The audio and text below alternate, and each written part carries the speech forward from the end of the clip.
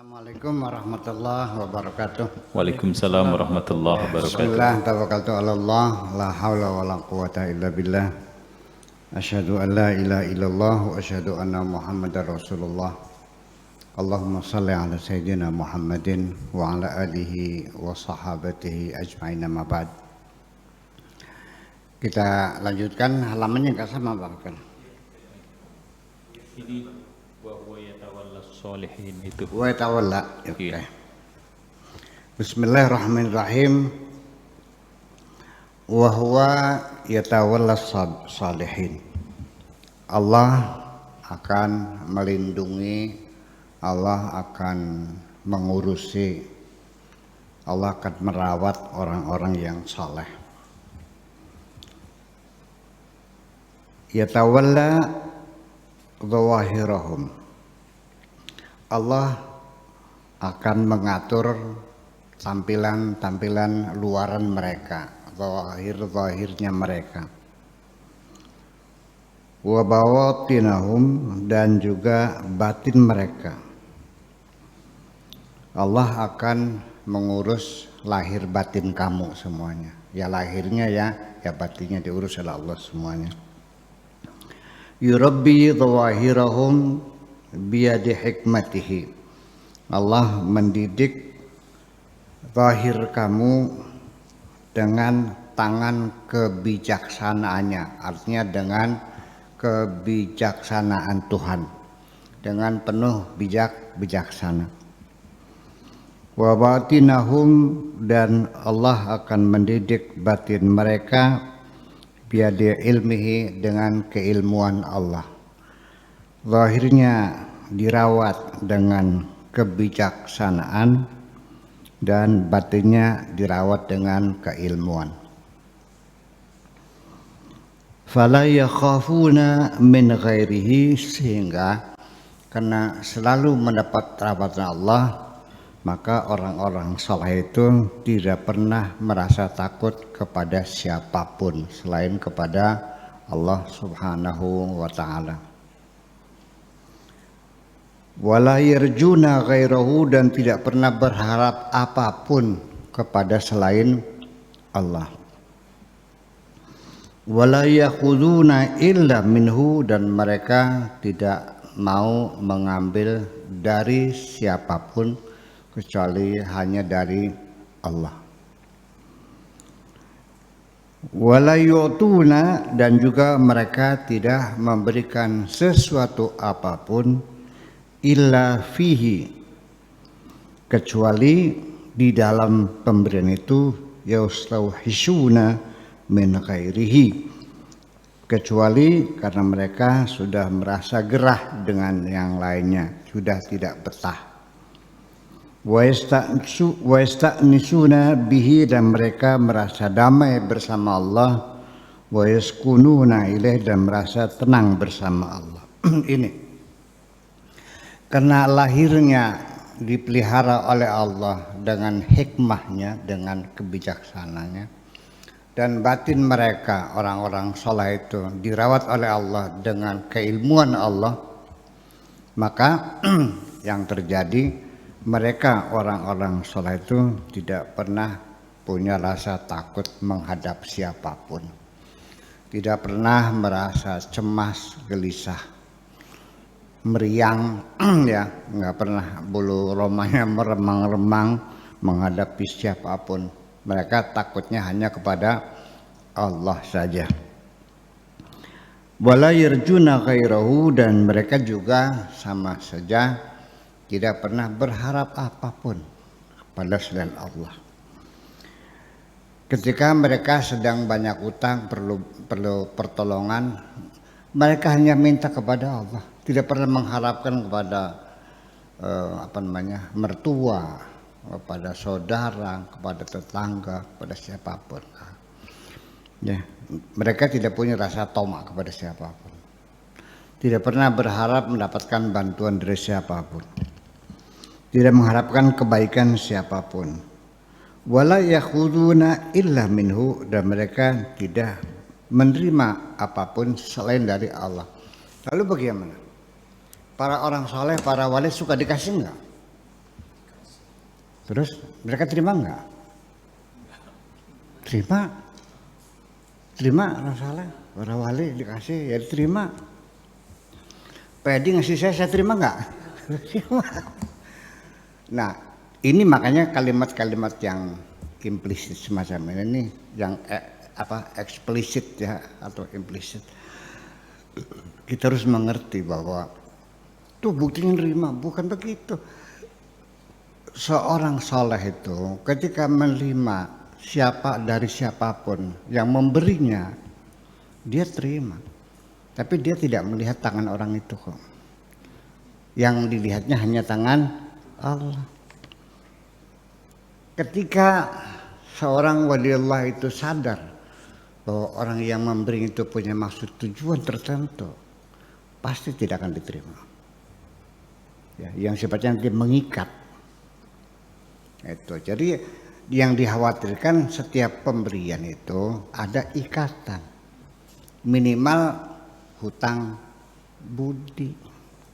Utang duit bisa lunas, hutang budi dibayar mati. Nah, itulah. Jadi artinya bagaimana taunya ya tahu. Ini orang kaya ini sengaja pengen sesuatu punya tujuan gitu kan. Sebab kalau orang yang niatnya bukan lillahi ta'ala mah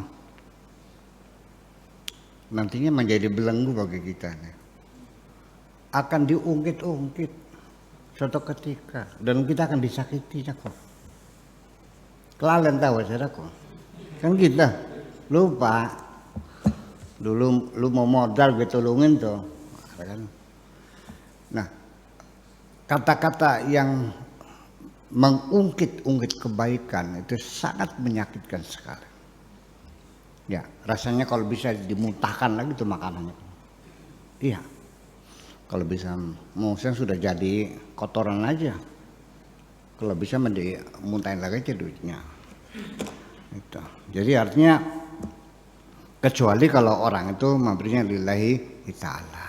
Ya di mana seperti apa lillahi ta'ala? Ya antar kita seperti di sini yang sudah tidak ada pamrih. Nggak ada tujuan, nggak minta dukungan, nggak minta suara, nggak ada tujuan pengen lamar anaknya, ya kan? Tidak minta fasilitas dan sebagainya, enggak. Ya itu sih hanya sekedar ya isi going aja sebenarnya, santai aja kita ngasih gitu. Ada teman susah ya kita terdorong, artinya nggak ada harapan nantinya dia. Jadi kebaikan-kebaikan antar mereka orang soleh itu adalah kebaikan-kebaikan yang murni, bukan tukar menukar, bukan tukar tambah. Ya, muncul dengan sendirinya dari hati mereka yang baik kok. Seperti itu kira-kira. Kemudian ya diceritakan lagi dalam itu Syabul Hasan Asyaduli yang ketika ada orang kaya mau memberi uang ditolak itu kan. Kasih duit sekarang ditolak, enggak usah. Tolong Pak Kiai, enggak. Ini uang halal, saya tahu uangnya halal. Ya kenapa? Yang saya nggak butuh kok. Sampai muridnya nanya kok, kenapa orang ingin berbuat baik kok tinggal terima aja kok ditolak segala. Kamu juga dulu malah sering minta sama Malik bin Dinar. Ini orang ngasih malah nggak mau. Oh ya beda. Apa bedanya? Kalau Malik bin Dinar mah ketika dia memberi kepada saya terima karena hati dia ketika memberi saya yang dilihat bukan wajah saya tapi wajah Allah yang dilihat, maka dijamin dia tidak akan mengungkit-ungkit kebaikannya. Tapi orang kaya tadi suatu ketika dia butuh saya nggak bantu, dia marah karena dia sih ngasih uang pada saya itu karena dia melihat wajah saya. Jadi kalau dia dilihat wajah saya ya kapan-kapan diungkit. Saya kira di antara kita tuh pernah kan digituin orang kan, kebaikannya diungkit-ungkit kan, pernah kan? Sakit nggak? Itu sedekah yatba'uha adza, sedekah yang diikuti dengan artinya disusul dengan menyakiti itu Di dalam Al-Quran diibaratkannya seperti debu di atas batu licin kena hujan lebat. Ya, artinya klimis maning, artinya habis semuanya. Bor-bor pahalanya malah dosa pisan. Itu makanya. Kemudian wala yarjuna min ghairihi. Juga wala yarjuna ghairahu, dan juga tidak berharap. Siapa yang bisa nolong saya? Enggak. Ya Allah tolonglah aku. Enggak ada siapa, ya sudah Allah aja. Iya. Kalau kamu mertua kamu kaya kan punya harapan. Barangkali mertua kasih modal kan. Ya iya. Kalau anak kamu kaya kan ada harapan, barangkali aja saya. Nah, harapan-harapan semacam itu selalu di ujungnya menimbulkan kekecewaan. Ya. Kapan Anda bisa terhindar dari kekecewaan? Ketika Anda sudah tidak berharap apapun dari siapapun. Karena apa sebabnya? Karena seringkali bahkan mungkin 90,99% apa yang kau harapkan tidak pernah terjadi kok. Iya. Ya dulu apalagi orang lain, anak saja kamu tidak pernah hitung ngijir kok. Pada saat orang tua butuh mah anak ngitung kok. Biaya tahlilan saja nuntut waktu kita bagi waris tuh. Pakainya yang tanah itu buat saya saja. Kenapa? Nggak dipakai. Sebab dulu yang sedekah tahlilan biayanya dari saya. 1 hari, 2 hari, 7 hari, kemudian 40 hari sampai mendak juga harus biaya saya. Ya udah jadi tanah itu buat saya aja. Ngitung kan. Itu. Untung udah mati orang tuanya. Kalau tahu orang tua anaknya ngitung-ngitung bisa pingsan. Iya, jadi ya, nah nanti makanya sekali lagi bahwa kalau ngasih aja lah, jangan berharap apapun. Kalau butuh saja silakan, tapi jangan berharap dari siapapun. Orang saleh itu adalah orang yang tidak pernah berharap kepada siapapun, kecuali hanya kepada Allah. La yarjuna ghairahu, tidak pernah berharap pada selain Allah.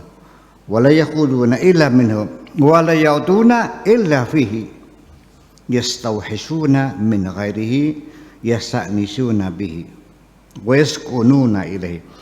Dan ketika memberi ya juga sama, bukan melihat orang itu kiai atau melihat karena dia orang miskin, nggak ada urusan. Yang dilihat Allah, karena dia merasa tenang, merasa damai dalam dirinya. Aku memberi Allah, aku bersyukur kepada Allah, dan saya memberi ini hanya untuk menyenangkan Allah saja kok. Nah ini kan artinya bahwa fokus kita kadang-kadang di sini ambiar, menolong orang ya dari nilai kebaikan memang baik sih, tapi belum tentu benar. Saya memberi orang karena dia kiai, oh salah. Kalau bukan kiai dikasih enggak?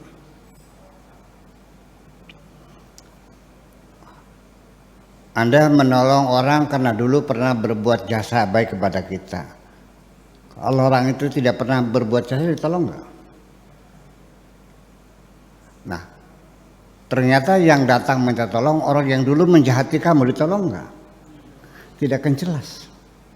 Kalau nolong lillahi ta'ala mah ya nggak ada urusan, mau orang baik, bahkan beda agama juga nggak ada urusan kok. Beda suku, beda warna kulit, urusannya apa dengan warna kulit? Memang kalau orangnya hitam dihina gitu. Kalau orangnya agamanya berbeda dihina gitu. Ya Allahnya satu aja, Allah mah inama ilahukum ilahu wahid, Tuhan kita adalah sama, jadi ya Allah juga. Dia makhluknya juga, kita makhluknya juga. Jadi di sini pasti ada pengolahan khusus ya. Di dalam waduk ini ada pengolahan khusus, diolah kembali, jangan sampai keliru. Itu sangat tipis sekali bedanya ya. Udah lanjut. Kemudian waskunna li merasa tenang. Hada akhiruz zaman. Sekarang ini sudah zaman akhir. Ya. Sekarang ini sudah zaman akhir. Qad kathura fihi at-taghyir. Sudah banyak berubah. Sekarang zaman akhir ini sudah banyak berubah, sudah bergeser semuanya. Wa tabdil, dan sudah banyak yang berganti.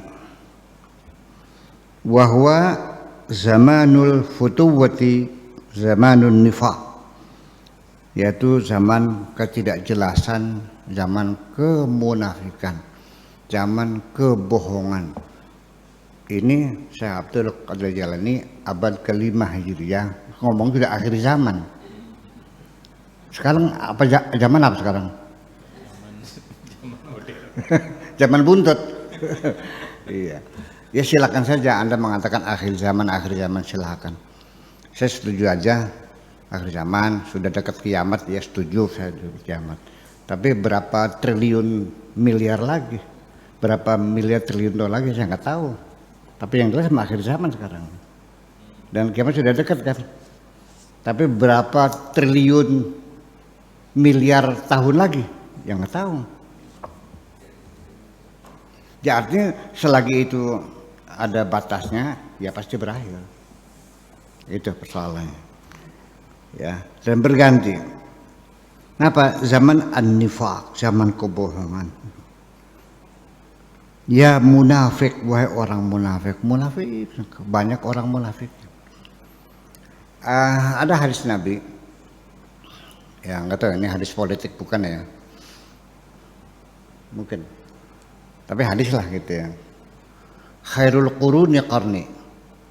Tsumma alladzina yalunahum, tsumma alladzina yalunahum, tsumma alladzina yafshu kidzib. Ya, abad yang terbaik adalah abadku ini. Kemudian abad berikutnya, kemudian abad berikutnya, kemudian abad berikutnya, kemudian abad di mana orang sudah banyak bohong semua. Yafshu kidzib, hanya menyebarkan kebohongan semua. Ngomongnya hoax semua itu. Itu kata Kanjeng Nabi. Ya munafik, wahai orang yang munafik, anta abdud dunya. Hei munafik, kamu ini bukan hamba Allah, kamu ini hamba duit, kamu ini hamba jabatan, kamu ini hamba pangkat, kamu ini hamba harta, kamu ini hamba dunia, kamu ini hamba tahta, abdud dunya. Itu dunia artinya.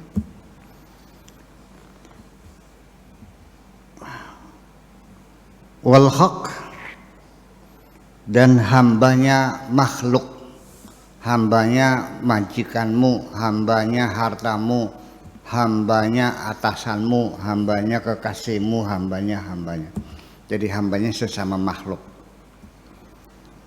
Turaihim, apapun yang kau kerjakan selalu kepengen dilihat oleh mereka. Ketika engkau selalu ada keinginan ketika berbuat baik, ingin dilihat orang lain, namanya riya. Riya itu kepengen dilihat. Berarti orang yang kau harapkan melihat itu adalah majikanmu, itu adalah Tuhanmu. Karena kau tidak puas dengan dilihat oleh Allah saja. Harus ada saksi lain manusia supaya meyakinkan Tuhanmu bahwa aku berbuat baik. Jadi ada berapa Tuhannya? Ya. Riya itu keinginan untuk dilihat oleh orang lain ketika berbuat. Tetapi ketika Anda berbuat jahat, pengen dilihat enggak? Pengennya disembunyikan. Ya kenapa? Ya karena logika kita bicara. Kalau berbuat baik kan naik pangkat, naik status, penghargaan, penghormatan. Kalau kejahatan kan penghinaan, dibenci orang, orang. Ya, jadi yang bagus dilihatin, yang buruk diumpetin, kan begitu persoalannya. Dan riya ini artinya, mengapa engkau ingin dilihat oleh orang lain? Karena engkau tidak puas dengan janji Allah bahwa Allah mengatakan semua perbuatanmu kulihat semua. Wa may ya'mal mithqala dzarratin khairan yarah. Sebesar atom pun kebaikanmu pasti dilihat oleh Allah. Kamu tidak percaya, mesti ada orang lain yang ikut melihatnya. Kurang ajar enggak? Sekarang gini, andai kan Anda ngasih uang saya, tapi saya sadar ini Anda kepengen menunjukkan kepada orang lain, Anda ngasih saya. Saya sering merasakan gitu kok. Iya, sengaja ngasihnya diperbanyak supaya kelihatan. Oke. Ya, secara normatif aja lah. Karena saya bagaimana tetap saya hargai. Tapi Allah tahu nggak? Saya punya merasakan nggak? Merasakan. Ada orang yang memberi tapi sembunyi-sembunyi, sejuk kan, menunggu ada orang. Punten Pak Kiai, dengan rendah hati, ngasihnya juga begini. Kalau gini, coba tangannya,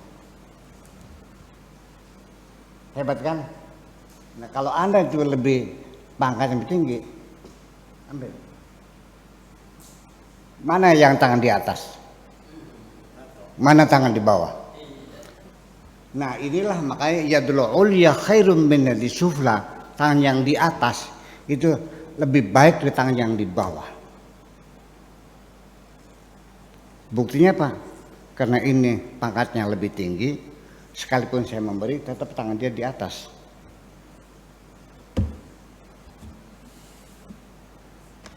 Masa ngasih sama kayak gitu? Oke. Saya kira seperti itu. Jadi artinya bahwa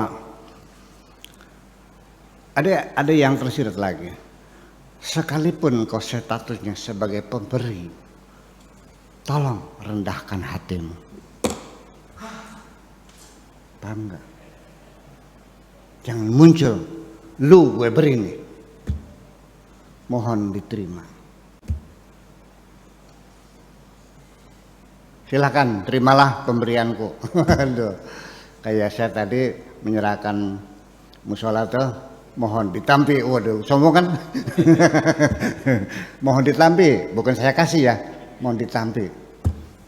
Saya ngomongnya Pak, mau ditampi tah? Saya kasih. Tadi di musola tuh, mohon ditampi, saya kasih. Ngomongnya, ya. Awal-awalnya kita mesti banyak belajar. Lama-lama menjadi kebiasaan berbicara rendah hati itu. Mesti belajar juga. Mau ditampi. Iya. Jadi ketika memberi itu ada kerawanan. Akan memunculkan kebanggaan dirimu sendiri. Ya. Hati-hati aja dah. Ini ruang-ruang gelap nih kata Pak Profesor Hanma. Ini ruang gelap semacam ini. Ruang-ruang gelap di hati kita, nggak tahu. Jadi artinya bahwa ketika kita memberi sesuatu, itu akan muncul rasa kesombongan dalam diri kita yang perlu kita kendalikan. Orang asing kan sambil meteng-teng, iya kan? Ingin dilihat, ingin disanjung, itu sudah biasa. Tapi ini, ya, memberi sebagai donatur itu cenderung ingin ngatur. Makanya perhatikan, orang yang dermawan tapi tanpa bimbingan akan menjadi kesombongan. Kenapa? Karena ngerasa ngasih, mulai ngatur. Seorang donatur tuh hawanya pengen ngatur kok. Sadar nggak? Itu persoalannya. Jadi ya mesti diwaspadai. Ini sangat dalam sekali. Wa ta'malu lahum. Dan apa yang kau kerjakan semata-mata untuk manusia, bukan untuk Allah aja. Sholatnya kepengen lihat manusia, sedekahnya lihat manusia, membantu orang kepengen disanjung manusia. Jadi selama ini engkau bekerja untuk manusia. Iya. Wa tansa natrul haqqi azza wa jalla ilaika, kamu lupa bahwa Tuhanmu memandangi dirimu itu. Kamu dipelototin Tuhan nggak sadar. Iya, semua yang kau lakukan semuanya untuk manusia, bekerja bukan untuk Allah. Ya kalau selama ini kau bekerja untuk manusia, yang bayar siapa? Allah tidak menjanjikan orang yang bekerja untuk manusia dibayar. Allah menjanjikan akan kubayar kau kerja untukku. Di dunia juga sama. Tukangnya Pak Edi, karena bekerja Pak Edi maka yang bayar Pak Edi dong. Masa tukangnya Pak Edi makan bendung? Selama ini engkau beramal untuk siapa? Untuk dirimu, untuk anakmu, istrimu, untuk sahabatmu, untuk manusia. Ya silakan. Lalu atas dasar apa Anda minta pahala sama Allah? Kerja lu apa? Ya bikin rumah siapa? Rumah gue. Ya silakan beres sendiri. Sih. Cerdas enggak? Ini kan kita nggak sadar semacam itu. Nah, ada lagi yang kamuflase, ngomongnya untuk Allah, tapi hatinya untuk dirinya sendiri.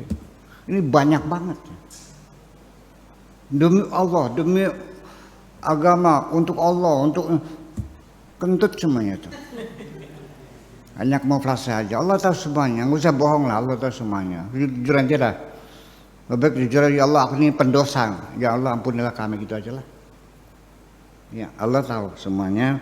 Bahwa kita telah berdosa pada diri kita sendiri, bekerja untuk kepentingan pribadi selalu, tapi disiarkannya untuk Allah, untuk umat dan sebagainya. Ya, gitu. Jadi itu nipu siapa tuh? Untuk Allah, tapi saya pakai pribadi, nipu siapa tuh? Ya nipu Allah dong. Ini bawa dosa Allah, betul kan? Iya, doa Allah. Ya seperti kelihatan mata. Gitu ke. Banyakkah yang turun dari mobil 10 orang bawa ceting tuh, muter-muter tuh. Sumbangan tuh, masjid tuh. Ada nggak masjidnya?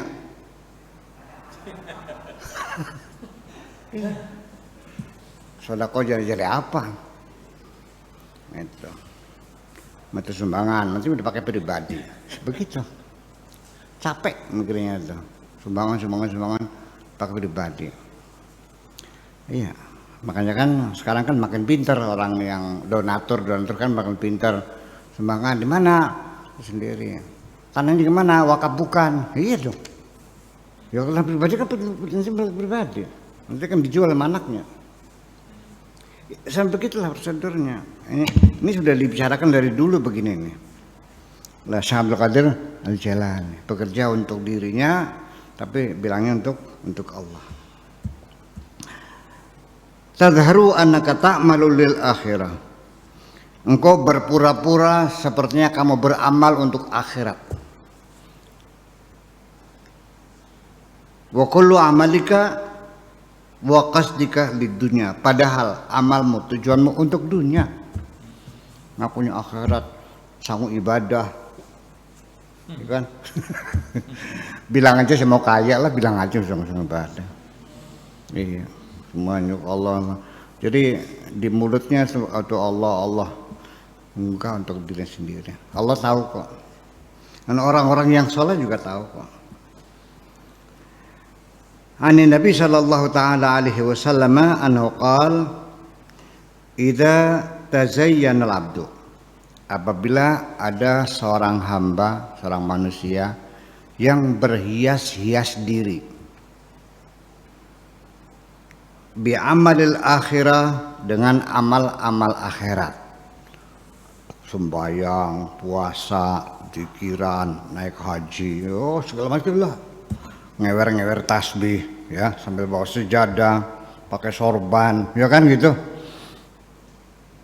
Wa huwa la yuriduha, padahal dia tidak bermaksud, tidak punya tujuan untuk akhirat. Hanya untuk penampilan seolah-olah agamis. Orang yang pengen berpenampilan agamis, ukhrawi gitu. Padahal hatinya tidak. Wala yatlubuha, dan tidak pernah menginginkan akhirat.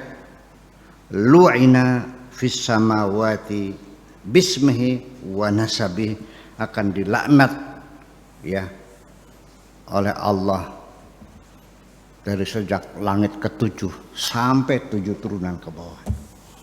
Ya.